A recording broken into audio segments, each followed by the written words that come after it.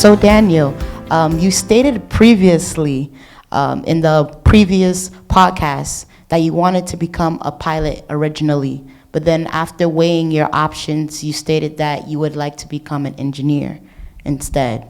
So with that being said, what is your American dream? Well, for me, my American dream would be being able to finish my education here, graduate, um, get a good job at maybe a good aerospace engineering company, and work on planes, make new model designs, and basically do the things that I dreamed of doing when I was younger. Okay. So Daniela, what does your American dream look like? Because I know previously you stated that you're pursuing to receive your nursing degree and then go into medical school. So what does your American dream look like? For me, my American dream is also completing nursing school, getting my nursing degree, and getting into medical school, and also able to get my dream job, which is the medical doctor, yeah, and a stable job, my dream house, my dream car. I'm happy. I have enough money to live comfortably and take care of my parents, and also, if it's possible, probably further my education, maybe getting my master's degree, getting a PhD. Okay. So what part do you see your parents in your American dream? Daniela, I'll start with you. Well, for me, that's a very good question because, they're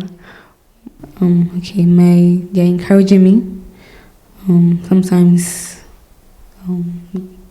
it's hard at school, so they're encouraging me, Mm-hmm. give me words of encouragement, help me gain my confidence back, also help me financially with my school fees, my transport fees too, from going from home to school and school and back.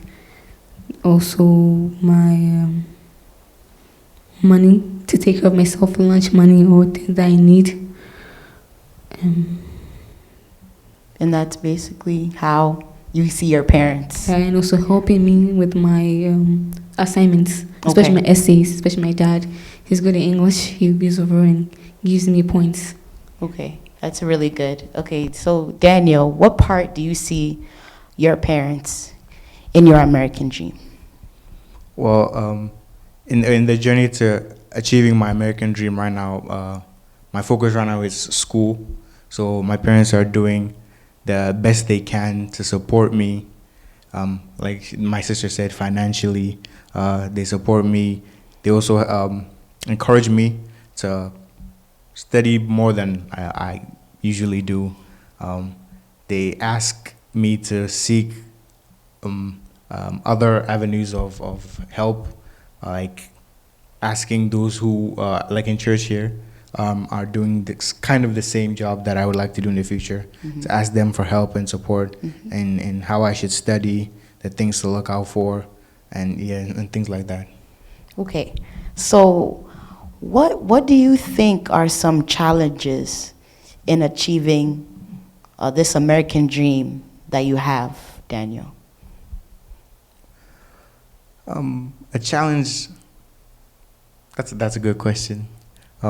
A challenge that I think I face is maybe not allowing myself to stray from the path that I've chosen for myself. Reminding myself that I have to work hard, to focus, and to do my best to be the best that I can be. Like for example, during the pandemic, we had to switch from in-person classes to online classes, and for me that was a bit of a challenge because I think I found out that I work better in a classroom with people, with a teacher in front of me, doing stuff on the board. it wasn't the easiest thing because I would admit my grades dropped a little when we came online, but I think I'm doing better now, and yeah. So you're learning how to adapt. Yes, basically we're learning how to adapt and not to do things one way anymore. Okay. Yes, I can totally agree. I definitely took in-person classes for granted, and now I'm reaping, I guess, what happened from this pandemic. So, Daniela, what are some challenges that you are facing to achieve this American dream? Some of the challenges that I face is keeping motivated, because sometimes it's hard and you just want to give up the course that you're going to, the dream job, but you just have to be motivated. And also, like Daniel said, the in-person, the online class was really hard for me to stay focused. I was getting distracted left and right. There's a TV, there's a laptop, my phone, and it was just hard for me. And I think I also took in-person lessons for granted.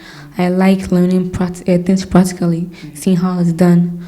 So it was hard at first in the beginning, I think spring 2020.